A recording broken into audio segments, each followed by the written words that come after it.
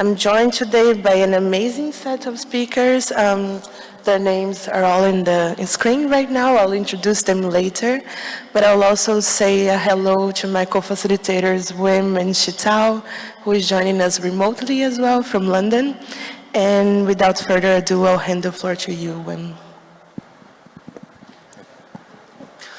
Thank you, and good morning to everyone.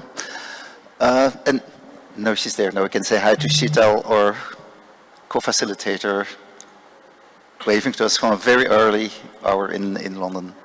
My name is Wim Deugezelle. I'm actually consultant with the IGF Secretariat and supporting this policy network. No, I can do it. Thank you. Policy networks are intersessional activities of the IGF. That means in the beginning of the year, the MAG decides on a number of topics where they want the community to work on during the months and the weeks before the IGF meeting. They come together, organize meetings, organize sessions, and then my role as a consultant with the Secretariat is to help supporting the work. The positive thing about intersessional activities is that we have a little bit more time to prepare for the IGF meeting, and as you will see, where we are today with the policy network is actually the result of 3 webinars we had during the year, where we discussed more or less the same questions, but in a way that they build up until the meeting today. And we hope to share some of the findings, show some of the input we received during those webinars, and share it with the audience, with the panel. And so, in a way, get new input, but also get the feedback and confirmation that we understood things right. So the policy network on internet fragmentation is in its 3rd year already. It was started as an initiative suggested from the community, or as a follow-up on an existing initiative in the community that aims to raise awareness of actions and measures that risk to fragment the internet. The policy network itself wants to serve as a platform to foster a holistic and an inclusive discussion on fragmentation, and more important, how to avoid fragmentation of the internet. On the next slide, you will see the framework for discussing fragmentation that is the output of the PNF work in the previous 2 years. Just take a minute, because we have been discussing this for 2 years. This framework is built on the input we get and the discussions we had with the community. And it's a little bit different than the normal approach you would take. Is we tried at the beginning, at the first meeting of the PNF 2 years ago or 3 years ago, to come up with a definition of what fragmentation is not. Very quickly, we ran into long discussions, discussions that were turning around, focusing just on that question, black, white, yes, no, what is fragmentation, what is not. And we had a feeling that we didn't move forward. Therefore, we came up with a framework that we can use to discuss fragmentation, a framework where we say, well, there are different views, different ideas on what is fragmentation or what could be fragmentation of the internet. And we put them, but we can somehow put them in different baskets. And that's why we came up with this framework where we say, based on the conversations we had, you can make a difference between fragmentation of the user experience from people using the internet, fragmentation of internet governance and coordination, and fragmentation of the internet's technical layer. As you will see, we don't see that as very fixed categories because there are the relations between all those baskets. Because one, there can be the baskets can be, might be some overlap, but there's also definitely a relation between those things. And More important, there is also the relation between technical, political, and commercial developments, things that can be decided that might influence different kinds of fragmentation. We thought that it would be important to have this framework, show it again at the beginning of our session, but the aim of our session is not to have that discussion again. The aim is to, as it was intended, to use this framework as a background. So if we have a discussion and if people do not necessarily agree or not necessarily talk about the same definition of fragmentation, we still have it in the background that we can park or situate where the people are, but continue the discussion. And that was exactly why also we call it a framework for discussing fragmentation and not a framework for defining fragmentation. So the PNF in 2024, like I said, we have been discussing for 2 years building up that framework. In 2024, we wanted to discuss something else, or wanted to make a step further. But we started the year with the question, is fragmentation or is avoiding internet fragmentation still a matter of concern in 2024? And how should the PNF contribute to have an inclusive discussion and a holistic dialogue? When we asked that question, we really wanted to hear from the people participating in the policy network, should we actually continue the work? It was almost an existential question we were asking. Does it make sense? Because there were in documents, also UN documents that were published 2 years, 3 years before, mention of fragmentation, but at that moment we were asking, is this still a topic on people's agenda? Already in the initial discussions, we got the feedback, well, it is maybe not that on top of all discussion, but the discussion is still relevant. Then, of course, through the years, we had the Summit of the Future and the Global Digital Compact. And you will see on the next slide that there is a very interesting commitment that, let's call it accidentally, is exactly the same, I would say, job description the PNF was given for itself, a commitment that the member states took. So that's how we end the year at this meeting, with having as one of the important questions we have, how should we understand the commitment that was taken by the GDC or in the GDC, and how can the PNF further contribute to this operationalization? It's in very small print, but I have it a little bit larger.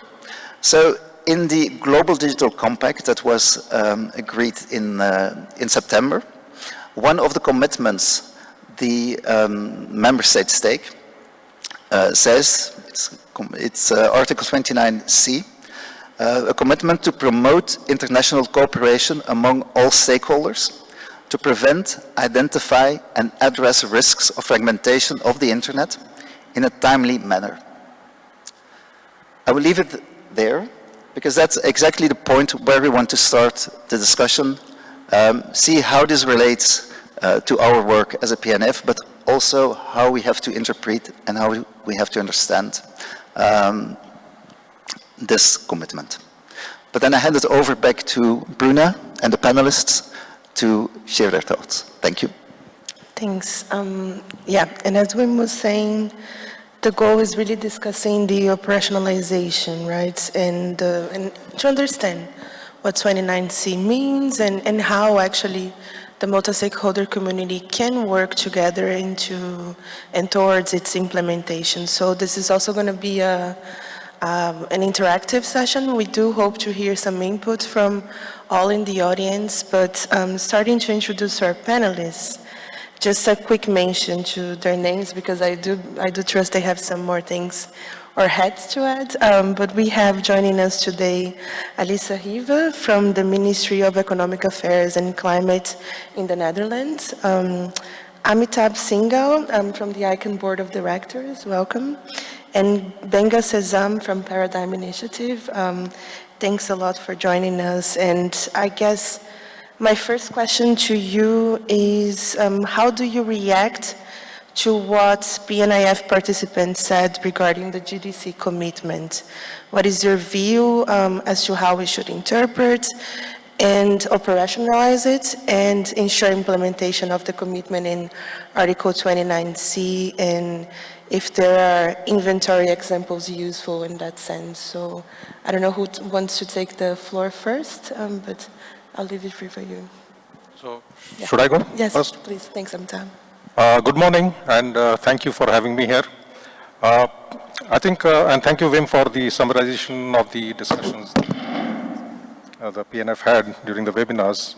Gives us a background to go on and to consider things going forward, and how the multi-stakeholder, Runa, if I understand your question correctly, how does the multi-stakeholder community go forward, and how does it operationalize or look at operationalizing the GDC commitment mentioned in Article 29C. Right. So I think in Article 29C, the UN member states commit to promote international cooperation among all stakeholders to prevent, identify, and address risks of fragmentation of the internet in a timely manner. I think as an ICANN board member and as the part of the technical community, I would say that we are very supportive of such a commitment by the UN member states. We all have a role to play in preserving the internet. We acknowledge that the GDC's Article 29C involves elements that the technical community has actually addressed in the past and has been working on for some time. The risk of internet fragmentation on a technical level has been steadily increasing in recent years due to geopolitical tensions. This trend is reflected in regional and national legislations on data protection, for example, evolving concepts of digital sovereignty, and some of the discussions we see at multilateral and international fora. Speaking for the technical community, ICANN's mission is to ensure a stable, secure, and unified global internet. When the technical community works together in support of this mission, it helps to avoid internet fragmentation and advances the multi-stakeholder model of internet governance, which is where the multi-stakeholder model actually has a contribution going forward. ICANN has been facilitating inclusive dialogues and collaboration since its foundation. The technical community has expertise and extensive experience in working with and advising governments, civil society groups, and commercial entities on the technical aspects of the internet. It employs inclusive multi-stakeholder governance processes that include diverse and relevant perspectives. These organizations exemplify the GDC principles and elements dealing with the internet governance. So there are some concrete steps we have already taken, and we encourage other stakeholders to do so, which is aligned with the text of the paragraph 29C. The multi-stakeholder community plays a central role by fostering inclusive discussions that represent diverse regional perspectives, particularly from the global south and marginalized communities. This includes leveraging the IGF platform as a bridge between technical expertise and policy making to foster common understandings of internet fragmentation risk and ways to address them. So we are happy to see that the UN member states are committed to promote such international cooperation, and we are happy to share our expertise and experience with them. Capacity building programs provide training to policymakers and stakeholders, equipping them to navigate internet governance challenges effectively. These programs support informed decision making and promote sound policies that support the internet's continuous development. So ICANN has initiated and is engaged in such programs through the work we do regionally, including through the Coalition of Digital Africa.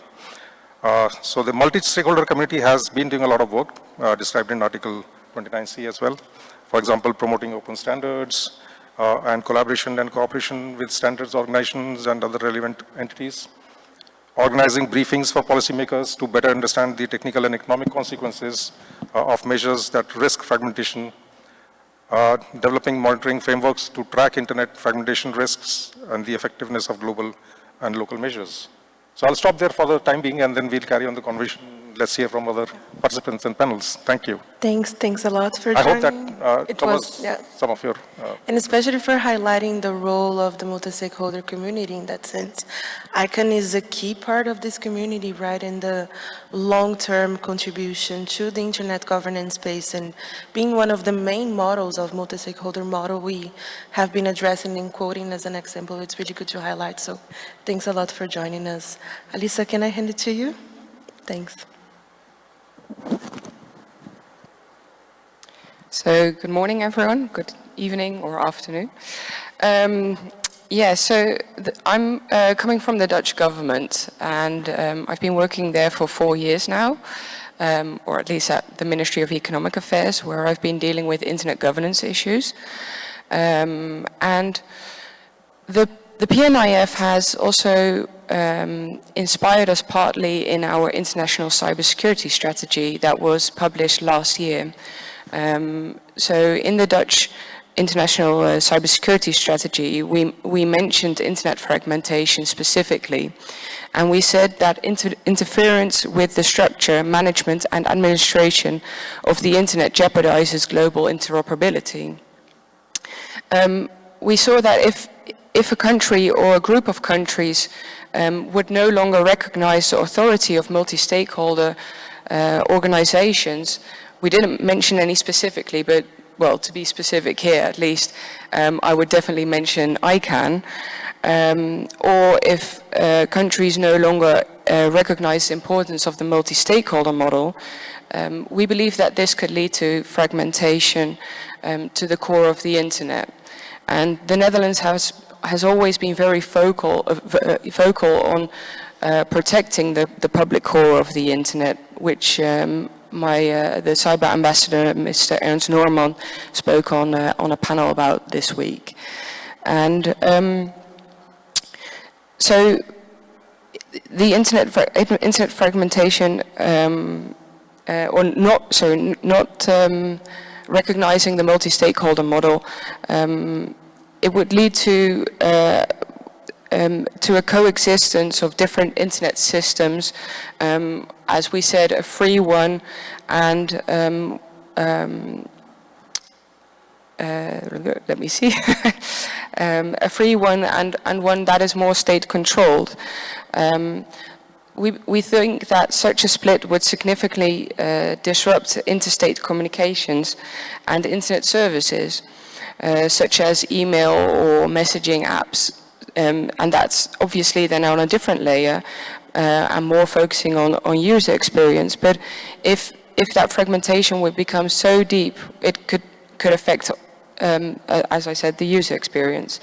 And another part that we don't touch upon very often is the possible economic effects of internet fragmentation, as if we could not email freely together anymore or not use the same messaging apps, we very much believe that that could have a significant effect on global trade. I think I'd like to leave it here, but we'll get back to the GDC article, so I'll touch upon that later. Thanks, Elisa. And also for, I think the fact that we have you here is also another proof of government's long-term commitment to the space and to digital cooperation, broadly speaking, right? And also to helping avoid internet fragmentation for that matter. So we do appreciate you joining, and we'll come back to you soon. Benga, I'll bring the question to you as well.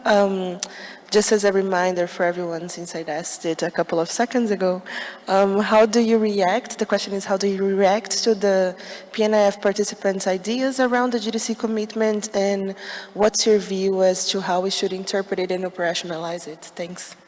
Thank you. So I had a chance to participate in the webinars, and that for me was very useful, not just to share what my own thoughts are, but also to listen to what people are saying. And in the spirit of multi-stakeholderism, I think there are three different sides of me sitting on the stage today. There's the engineer in me thinking the entire reason for the internet is to have an international network of networks. So if for any reason there is a threat to that, then what we then have is not the internet. In fact, when you fragment and create a national internet, it is not the internet. It is not an internet. And so I think the idea behind fragmenting and scaling to a level where you can have more control. And to be honest, there's a reason why 29D talks about shutdowns. One of the very likely things that would happen with a segmented, fragmented and disconnected, in quotes, internet, is that you can flip the switch at any point in time. And that is not the essence of it. What that does is it disconnects people from opportunities, disconnects people from, even reaching services that could be critical to their lives. And so for me, looking at the original design of that, it is strange to have ideas of fragmentation as a proposal of making progress by any government. That's one side of it. The other side of it is I'm looking at this as over the last 19 years, we've had conversations at the IGF.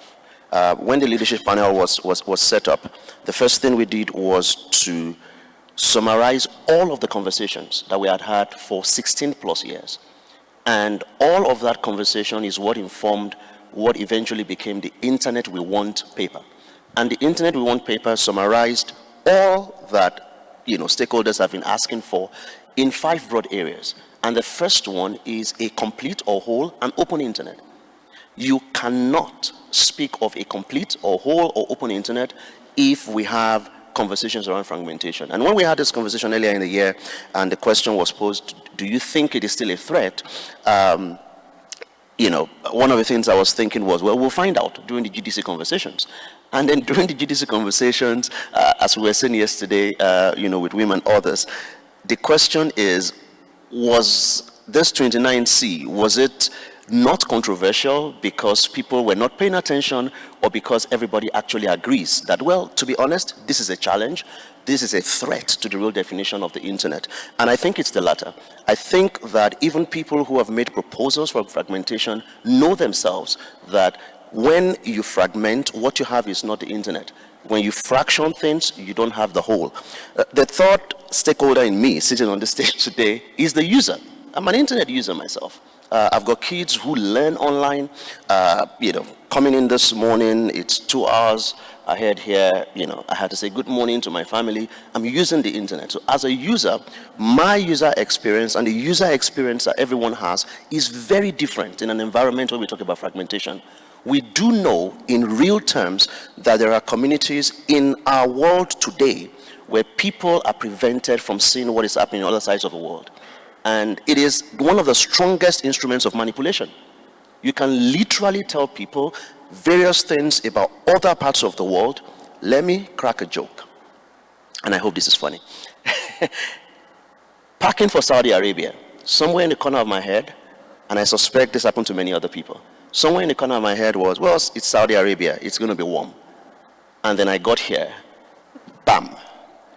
This, and I said to someone, this is not the weather that we ordered, but that was based on my perception of Saudi Arabia that I'd been to only once. Imagine that on a grander scale, where someone is fed with certain information about certain processes, about certain geographies, about certain things over and over again, and prevented from seeing the whole of the complete internet. That is dangerous. I'll stop there for now. Thank you very much, Benga. I think you answered the question we had for you guys. We promised there would be no surprises on the stage, but I think what we had in mind as you guys were doing your initial interventions is whether you had different perceptions what an unfragmented internet was. But maybe like going forward on that, I would maybe ask you guys, and I know you want to come back on the floor, Amitabh, but before you come in, I would just maybe ask you if you still think of that the initial idea of the internet is still valid, right? And I think the reason why we're asking that is not just because user experiences tend to be very different, but policymakers' approaches to the internet is also very different, right? Especially if you look at spaces like trust and safety or platform regulation, people tend to refer to Meta or Facebook platforms as the internet when we know there is a much broader aspect to the conversation than just that. So, but just food for thought, and I'll hand the floor back to you, Amitabh. So thank you for that question, Bruna. And I think I would take my cue from what Benga said about the network of networks So we all know that, I think it's important to understand what internet is and be very clear about when we talk about fragmentation, what is really the fragmentation. And you talked about technical fragmentation and other stuff. So let me just kind of get to that first and make it very clear as to what we think about what fragmentation is and whether it should be a concern now. So I think, as you rightly put, it's a transformative technology that has become such an integral part of our daily lives that we can go online and we expect it to work all the time. So a fragmented internet is not an internet and contradicts the technical community's perception of what an internet should be or a globally interoperable, single, open internet should be and is. Internet fragmentation occurs when the internet breaks down at the technical layer, right, resulting in a loss of interoperability among various networks. And we know there are 70,000 plus networks, right, and any break between the two which are speaking the same language, that would be internet fragmentation. However, technically speaking, there is no internet fragmentation at that level. Okay, so let me qualify further. There are threats that undermine the interoperability of the internet. So for ICANN, avoiding internet fragmentation remains a critical concern, and therefore it closely monitors emerging risks that could potentially threaten or undermine and technically fragment the domain name system, that is the DNS. And you refer to emerging, government legislations and stuff. So I'll come to that. So for example, there are technologies like alternative namespaces based on blockchain technologies. Now, widespread adoption of these technologies could result in disparate and compatible internet ecosystems. Further, increased consideration of restrictive national legislations, policies and regulations attempting to assert digital sovereignty at the technical layer can undermine the seamless functionality of the internet. We have seen examples in certain regions where they are trying to control the root servers and stuff like that. I'm not going into details there, but those are the kind of risks that one has to keep track of. And these complicate efforts to sustain a unified network. So, for example, top-level domain names could stop resolving or resolve differently within the borders of a country, and that could be the result of some of these control mechanisms that are discussed at the national and government levels. So there are also risks posed by having duplicative internet standards, which could subsequently result in compatibility and interoperability issues across various networks during implementation. So these are some of the risks that we need to be very, very clear about. That would be, and I think from that standpoint, your framework is very clear, and I think it makes it very clear that there's a technical layer, there's a user experience level of fragmentation, as you can understand it, which Benga referred to, and also at the governance level. So we have to see those silos and then decide what interfragmentation is and how it should be read or understood. Thank you very much. Alisa, Benga, do you guys want to come back on this question? Just feel free to, but you don't have to as well. But just giving you both the opportunity, because I think it's a little bit of what Amitabh was saying, right? The framework talks about different perspectives around this issue, right? So when we started the PNIF, I think the whole idea was to see what other perspectives that were besides just the technical community perspective on fragmentation, and how could we implement those ideas into the broader aspect. And I think you both spoke a little bit on that as to how the actors, they might have their own role, but also, as you were saying, Benga, how certain types of interventions on access to the internet can also be meaningful or could also harm users in a broader sense. So if you guys want to come back, just flag to me. Yeah, Lisa? Thank you. Well, maybe coming back to the Article 29C first. When it was negotiated in the GDC, if you look closely between the different, so there have been five versions of the GDC before the final one was published.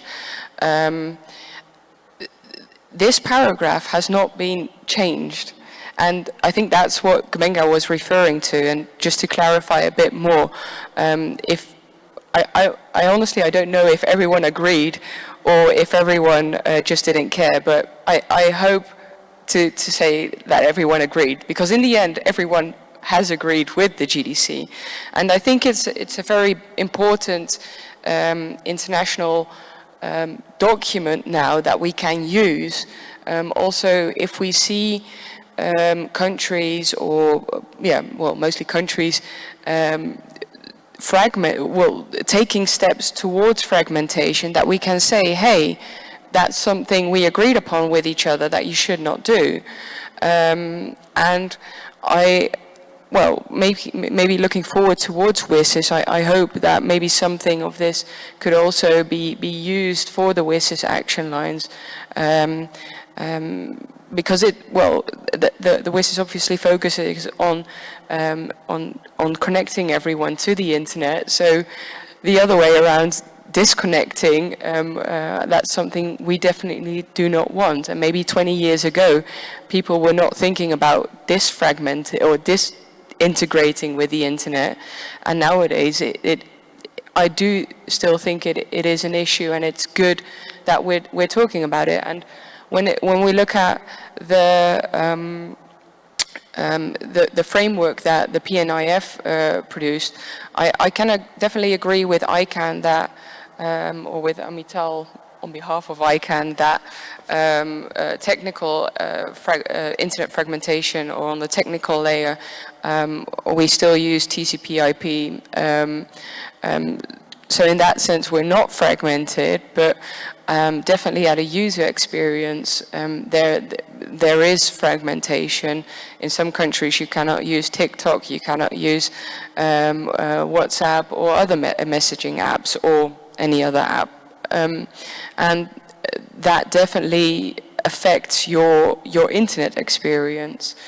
So yeah, I think it's an important article to have in the GDC, and I really commend the work of the PNIF on this.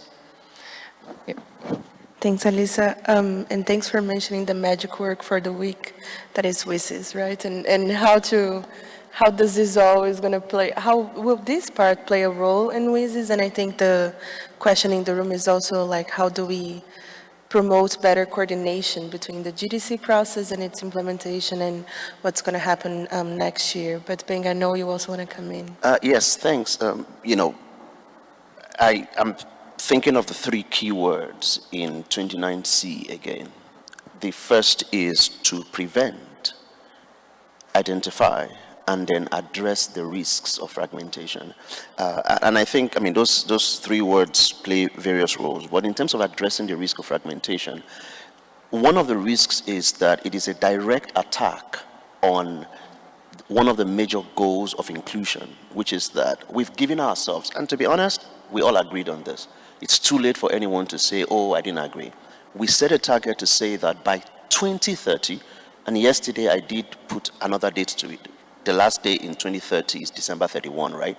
So by December 31, 2030, to connect everyone. If we say we want to connect everyone to a global internet, then any attempt, or as my colleagues in the university would say at the time, attempted attempt to work towards fragmentation or to do that will be a direct contradiction of what we have agreed on. And I think it's really important, while this, as we've both, mentioned, while this wasn't exactly one of the most popular phrases in all the various versions, it's one of those things that you look at all versions and you're like, oh, this one didn't change, but the others are changing in length and in words. Even if it's not as popular, it is a direct message to everyone that we have agreed, literally, not to fragment. Thanks, Benga. And I think it's safe to say that in the same ways the internet wouldn't work without TCP/IP, or the multi-stakeholder wouldn't work without one of the stakeholder groups, it shouldn't, we shouldn't think that the mission has been achieved if there are still people facing connectivity issues and not being able to, go to social media during an election period because of an internet shutdown. So yeah, Lisa, do you want to come back? Yeah. Yeah, very briefly. So when Gbenga mentioned addressing the risks of internet fragmentation being an important part of Article 29C. It made me think of something else we also actually mentioned in our international cybersecurity strategy in the Netherlands, is that we will commission a study that will focus on the risks of internet fragmentation, and specifically focusing on the political and technical dependencies, and on the economic implications of fragmentation. Because as I said in my opening statement, we really think that the economic effects is something that haven't been looked into that often. If one would fragment, what would be the cost of fragmenting? And maybe, well, in the end, I think that it could be a possibility that the economic stakes are so high in the end for a country to fragment that it in the end will not decide to do that. But I haven't come across a study that has already mentioned this. So if anyone knows this study, please come up to me, then we can save ourselves some money, and that's very welcome always. But if not, then we hope to do this study. Thanks. Yes, it's a call for more studies in that sense as well, right? Thanks, Elisa. Chantal, I know we have a comment from remote, right? So I'm bringing you to the floor as well. Thank you, Bruna. Good morning, everyone. It's a pleasure to see you there in Riyadh, and I hope you've all had an excellent IGF so far. It's also been a pleasure to be a co-facilitator of the PNIF over the last few months, and to see this discussion progress, and to be so relevant as well to the ongoing multi-stakeholder and multilateral processes happening. And really great to hear the discussion mature even more there on the stage today. Looking forward to taking it forward even further. We do have a couple of comments from remote participants, which I can convey over to you in case you do want to react to it, as I know we're also moving forward to the next part of the session, considering the implementation mechanism for that commitment on avoiding internet fragmentation. So we have input which states, a multi-stakeholder approach to internet governance enables more voices to be heard, and coming together as a community amplifies our message. The importance of educating and raising awareness amongst communities about internet governance processes has been emphasized as a vital role, and the WSIS outcome of multi-stakeholder and intergovernmental internet governance marked a success. And then we have a response which says we need to examine if those among the unbalanced of the multilateral and lobbying actors influence the design and flow of the IGF sessions, so as to leave the multi-stakeholder participatory process as that of being an appearance only, where there are substantively different points of view. So I think those really speak to the importance of maintaining the multi-stakeholder approach and the value of the IGF in that regard, which we've heard, of course, a lot of this week and this morning as well. And then we also have someone saying, greetings from Pakistan. As per my humble view, fragmentation in low-income countries without digital culture, proper infrastructure, and education affects all private sectors. We have a question actually that's just come in about how building the digital divide, how do we achieve the 100% connectivity by all in 2030. So I think that speaks to Benga's recent point about the fact that if we're moving towards the target of connecting everyone by 2030, as is a global commitment, that is directly in contradiction, of course, to fragmentation trends, and so it's very important to keep that in mind as well. Okay, so back to you on the stage, Bruna, and happy to come in later. Thank you. I hope that has complemented the discussions there. Thanks a lot, Chantal. I would like to give the opportunity to the folks in the audience as well. If anyone would like to add a comment or a view as to how we should be operationalizing or implementing Article 29C. We have 2 microphones on both sides of the stage, the 2 podiums. So if anyone would like to comment, feel free to come to it and just add your thoughts. If not, then I think we're going to move on with the session, but just taking some time to see if anyone comes to the stage. But then that brings us to part 2 then, and hopefully folks in the audience can join in part 2. And my question to all of you is also, what are the opportunities to engage in future discussions, and how are you guys looking at yet another pivotal year, yet another inflection point that's going to be 25, and all of the implementation conversation around not just the GDC, but what might happen in this space as well. Don't know who wants to take the question first, but let's go with you, Benga. Thanks. You had me at 2025. It's probably going to be one of our most interesting, and I use the word interesting vaguely, years in terms of many conversations, WSIS plus 20, renewal of the IGF mandate, hopefully making it permanent, and a lot of other conversations. But specifically on the opportunities we have, I had assumed in making a recommendation earlier that we would have about a year, between 2 IGFs. Now we have 6 months. And while that sounds like a short time, I think it is still possible, and this is my proposal, that now there's a global agreement on a conversation we've been having for a very long time. 29C is very clear. Prevent, identify, address risks. We have an opportunity to return to the next IGF with a report that speaks to the exact state and compares where we are at as of May or June 2025 and where we were by December 2024. Given that it's a short time, it may not have as much details as it would be if it was an entire year. But I think as a community, we need to start measuring, because if we don't measure, we will make assumptions, or we may not be able to grow what needs to grow or what needs to be reduced. So I think we have a unique opportunity of asking ourselves, what is the state of proposed fragmentation by various countries right now? And then we can compare in May, since we need some time to write the report and convert to PDF, in those 5 months, has anything changed? Have we, are we sliding towards less conversations?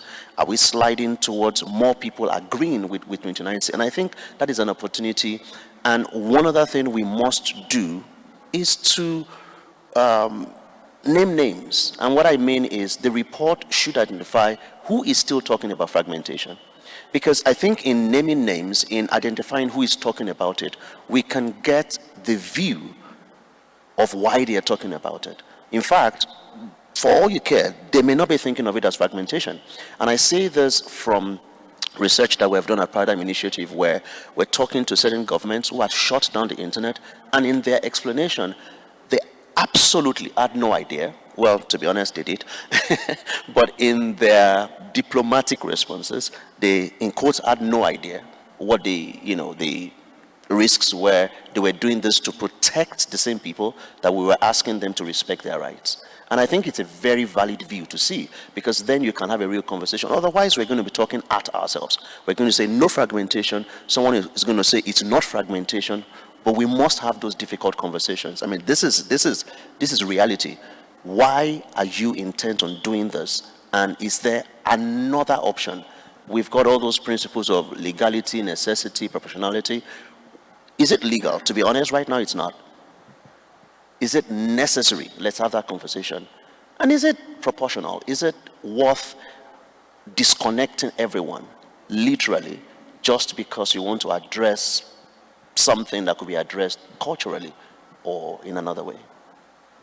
Thank you, Benga. And I think, just as a comment, as a comeback in that point, I think the observation or the let's say, KPIs part on this conversation is really relevant, especially because when the GDC review comes up, we will also address, right, what's the stage of the commitments with 29C. So that's the point that's important. Sorry, Amita, please come in. No, I think I would underline what Benga said about continuing the conversation, which is very important going forward. And I think the PNF's role is very important here. I mean, it could actually help deepen the dialogue on the internet fragmentation with the IGF stakeholder community. The networks framework for discussing internet fragmentation provides a good foundation for the dialogue there. And you can build on these efforts by promoting inclusive participation, encouraging diverse perspectives. For example, ensuring that all relevant stakeholders are engaged in discussions to identify risks to fragmentation, as Benga said, and contribute meaningful suggestions on how to prevent it. You can also do something like facilitating multi-stakeholder exchanges, a knowledge exchange, for example, and by supporting policy coherence, because people have different understanding of what fragmentation is. So there's a certain amount of coherence that one can, bring about in terms of understanding what it is all about. And then capacity building, right? So this is where PNF's role is pretty important. And it can also facilitate the sharing of impact assessment tools which exist, resources and best practices, for example. Internet Society has an Internet Impact Assessment Toolkit, and the ICANN's organization provides assessment on emerging technologies and tracks proposed legislations and regulations that could have implications on the DNS. So these are some of the ways to consider going forward for PNF to meaningfully engage stakeholders to deepen discussions on fragmentation. So that's a good way to move forward towards 2025. Amazing, thank you. And just on the impact assessment as well, I think, although it wasn't mentioned yet, the São Paulo multi-stakeholder guidelines are another of the mechanisms or tools that we can also use to assess exactly this point about inclusion and diversity that's so relevant. And it's going to be relevant for next year's IGF and for the mandate renewal or for the IGF to be set, hopefully as a permanent mechanism. But Alice, I'll hand the floor to you as well.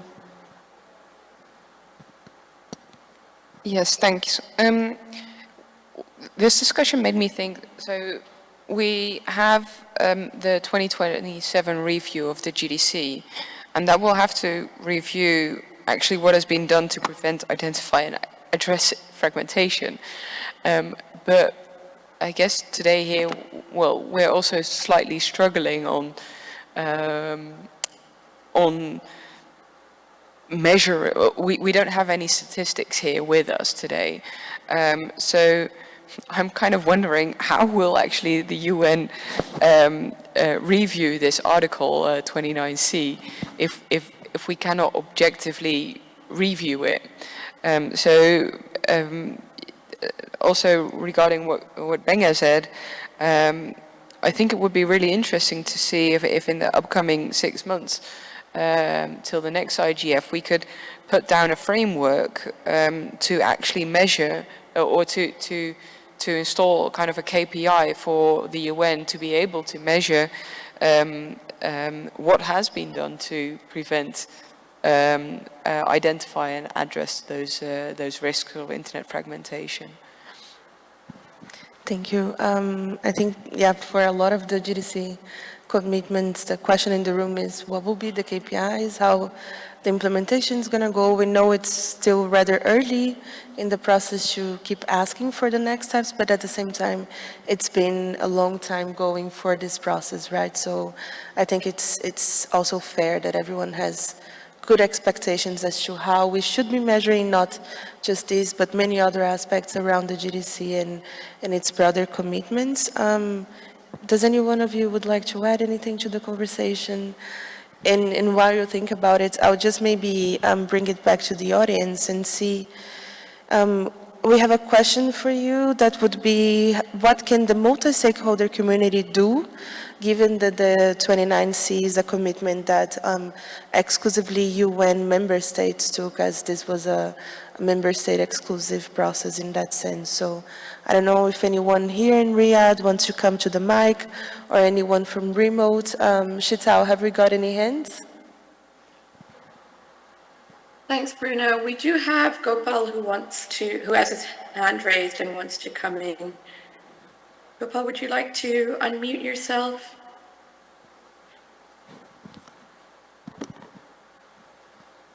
Okay, they might not be able to hear us, so we can go back to the room and see if that changes. Okay, thanks. Any of you would like to come in on that? Just as what the multi-stakeholder community should do in terms of given the 29th is a commitment. Oh, we have Henriette. Please introduce yourself, Henriette. Thank you very much, Bruna, and everyone on the panel, and the organizers, and the policy network on internet fragmentation. My name is Henriette Esterhuizen. I'm from South Africa, and I work with the Association for Progressive Communications. Just a quick sort of cross-cutting comment, maybe addressing ICANN, but not only. Whether you think of the internet as fragmented or not really depends on whose internet you think it is. And I think if we think of it as the internet of people who can access all aspects, all applications, all content, then the internet is fragmented. If you think of the internet as people who can afford mobile data, who have good infrastructure, who don't just depend on using handheld devices to interact with the internet, then that's a very different picture. And I think we just have to be very careful. I mean, I agree with the definition of fragmentations and the dimensions of fragmentation that the policy network has identified. But I think we as an internet governance community need to also be aware of our own elitism, the own privilege, how our experience of the internet shapes how we see internet fragmentation. And be very careful that that doesn't actually make us blind to the extent that that user experience fragmentation is the reality for billions of people. Thank you very much, Henriette. I have Amitabh and Alisa afterwards. No, Henriette, thank you for that comment. And I think we also made it very clear that when we say that internet is not fragmented, that was a technical layer. It could be at the DNS layer, IP, unique identifier system layer. But what is helpful is to also look at the PNF's framework, where you actually create these three different baskets and the layers. And there would be issues about fragmentation at the user level and at the governance level. And I did allude in my earlier points that I made in the first point was about the emerging legislations and the other technical developments of alternate name systems, which could create a problem of fragmentation even at the technical layer. But those are emerging risks one has to keep track of, and not necessarily currently affecting the technical layer. Just a short point on that. Thank you. Alisa? Thank you. I wanted to comment very practically that I would really love to hear Gopal. It was promised to be a hybrid IGF and everyone would be able to speak. So could we please ensure that Gopal can speak? Yeah, can we try again? Thanks for the reminder, Alisa.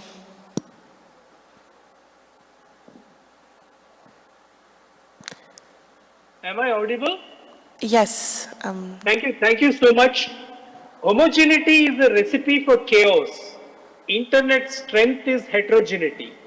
Heterogeneity and any ideas about fragmentation must go hand in hand. If I may be permitted to use the term geopolitics as a best envelope on heterogeneity, because even money is programmable today, are we going to look at the superimposition of geopolitics in terms of the way the political groupings of the nations are forming? Thank you, Gopal. Thanks for the comments. And thanks everyone for the comments so far. I don't know if the microphone cut in the middle or if you would like to add anything, but if you would like to, please type on the chat and I'm sure Shital will be able to add some more thing in case your comment was cut in the middle of it. And also thanks to our panelists. I don't know if you would like to add any last kind of comments to that sense, but I do think we had a fairly good discussion in terms of what are the challenges, what are the questions that everyone is asking each other. And again, if there is anyone in the audience still that would like to add on what can we as different groups of stakeholders can do into this conversation and so on, please come to the mic. We have 2 microphones on both sides of the stage. Thank you. And remember to introduce yourself.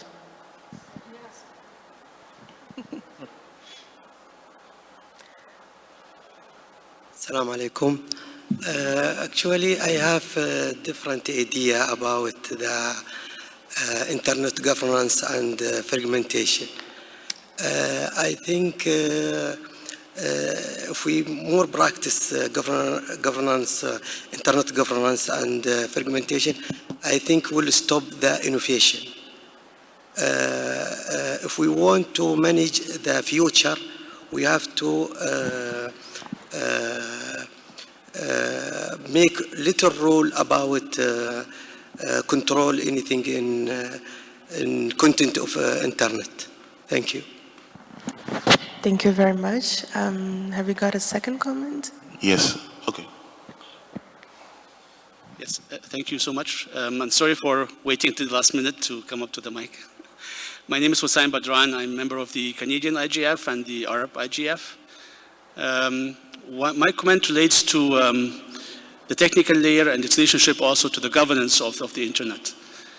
We have seen over the last several years that there are proposals coming to standards organizations, particularly the ITUT, that will result to a new protocol stack, a new addressing scheme, new QoS allocation scheme, identification scheme of end users and full visibility of content. So really non-interoperable approaches to the global internet architecture.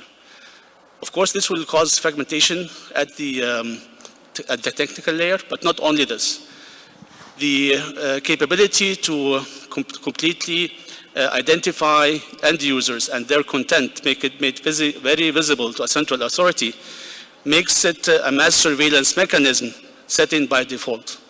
So I think this is a danger that we, in compliance with this paragraph, need to look into very closely and also follow its development under different names, under different keywords or buzzwords, because such approaches to standardize new protocol stacks and also their implications on how the internet is governed instead of a decentralized, heterogeneous architecture being governed by a central authority that has full visibility on the content and the end users, and also embed mass surveillance to be done by default is very dangerous. Thank you. Thank you very much. Shital, how is the remote? Oh, we have another speaker here. Yes, please. Can you introduce yourself? All right, thank you very much. So my name is Kunle Olorundare from Nigerian IGF. I'm so much excited about this conversation, and I think one good thing about the IGF is the fact that we're able to come together to have a conversation about issues like this. And I think this is a very important issue, and I can see that we are trying to balance what the GDC is saying with respect to the SGD number 16. And for me, I think if we're going to have this kind of conversation, it is very important, not just important, very important, mark the word very, to have, the government involved in this kind of conversation. What I'm saying that is that, we are talking about preventing internet fragmentation. And eventually, if there's going to be anything that has to do with, fragmenting the internet, most of the time it comes from the government side. And the arguments, one of the arguments would be, maybe because of security, reasons and so on and so forth. So I think we need to advance this conversation, and we need to start looking at, okay, if the issue that is always coming when it comes to fragmentation is about the security. So how do we solve the problem of, security without tampering with the internet? I think that's one of the things we really need to be looking at. So what I'm proposing is, okay, let's do what we call reverse engineering. I'm an engineer, I'm sorry. So let's do reverse engineering. If we're talking about the problem, then let's try and focus on the solutions while we're trying to solve the problem. I think that will make a whole lot of sense, and that will add value to this conversation. Thank you very much. Thank you, appreciate it. Do I see a last speaker here? Please come in and introduce yourself. Okay, can you hear me? I'm Fatima Zahra Osman, youth representative from Sudan. I actually have a question. So the Global Digital Compact commitment is operationalized. So how do you see the collaboration evolving between government, the private sector, and civil society to prevent the fragmentation? Thank you. Do we have any quick answers to this question? Would anyone like to take?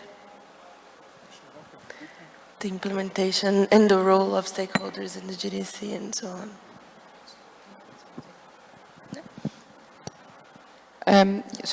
Sorry. Okay. Maybe to start with the last question about collaboration between government, private sector, and I think it was civil society. For me in the Netherlands, I'm also part of the Netherlands IGF, and there we come together at least every year, and also we have in between, we have moments that we meet each other in between, and very recently we had a multi-stakeholder discussion about internet fragmentation. So we sat together with approximately 20 people from academia, from civil society, the public sector, and the private sector, and there we discussed what to do about internet fragmentation, and we were discussing the research that we will be commissioning very soon. And I would definitely encourage all NRIs to organize such a debate on internet fragmentation and bring in all stakeholders. And obviously internationally, we're having this debate here, and the Dutch government has been chairing the Freedom Online Coalition over the past year. The focus may not have been internet fragmentation, but it has definitely been the flip side of internet fragmentation, addressing the risks of not working or not collaborating with each other, and ensuring that the internet remains open, free, and secure. And maybe regarding the new IP, I interpreted it as new IP question. My colleagues are definitely following this discussion in ITUT, and we're very much in favor of keeping this protocol, the IPv4, IPv6 protocol that we have right now, and we're not in favor of changing that protocol. Thanks. And Benga, you wanted to add something? So I was thinking a bit more about the security question, and I know that we do not have an immediate answer. There's no magic wand to solve all security problems, but one way not to solve it is fragmenting. Because to be honest, if you're trying to solve cross-border problems, because many of these problems are cross-border, you do not isolate networks, because when you do that, what you may be doing is you may be chasing things into the shadows, and I think that is even more dangerous. So while we do not have all the answers about how there are challenges, there are challenges with the internet, there are bad actors, but while we're looking at how communities can get better in identifying and, isolating, while we're looking at community standards that would make people call out bad practices, we do not, and this is why I mentioned earlier, the three-part test. Is it legal? Is it proportionate? Is it necessary? I think that when you even apply the necessity test, fragmentation is not at all on the table of solutions when it comes to security. In fact, I think what we need is even more cooperation across silos. And speaking of across silos, the question about what is happening at the ITUT and the implications of that, I think increasingly in this year 2024, we saw a lot more interest by civil society in technical conversations. And I think we need a lot more of that, because it is one thing for you to suddenly find out that there is a change in the standards by the ISTARS, and then you on the ground as an advocate now need to start fighting with governments and say, hey, respect human rights. But instead of doing that, we could rewind a bit and participate in certain conversations, including technical standards. Yes, it's a bit complex because the conversations are not, the ITUT is not a multi-stakeholder, body. But increasingly we have governments who include civil society on their delegations so that you can have a complete view. And I think this is really important, and I will make this case very strongly again, that governments should remember that the mandate you have is to represent the people. And the people you represent are made up of government, private sector, civil society, technical community, and others. So government delegations need to stop being government alone, because when you do that, it gives you only a myopic view of the issues you're trying to address at these technical conversations. And I think one of the things we must see in 2025 is many more governments must include a wholesome perspective, because it is in your own interest. In fact, reality is you're literally getting free consultants when you include other stakeholders on your delegation. Thanks. I think that is the Let's reason continue, Amitabh. Yeah. That is the reason why I think IGF platform is a bridge between the technical expertise and the policy making and makers to foster common understanding of the internet fragmentation, and the ways to address them. And that's, I think, a conversation that has been happening, as I heard, about the fact that whether the IGF mandate itself will be extended or not. And I think going forward, we would fully support that IGF gets the mandate to continue, and it's a platform where all these elements of academia, technical community, the policymakers, the governments, for example, the private sector, they all converge together to exchange knowledge. And that's going to be very important to clear some of these issues around understanding of internet fragmentation and how to address that issue going forward. Yep.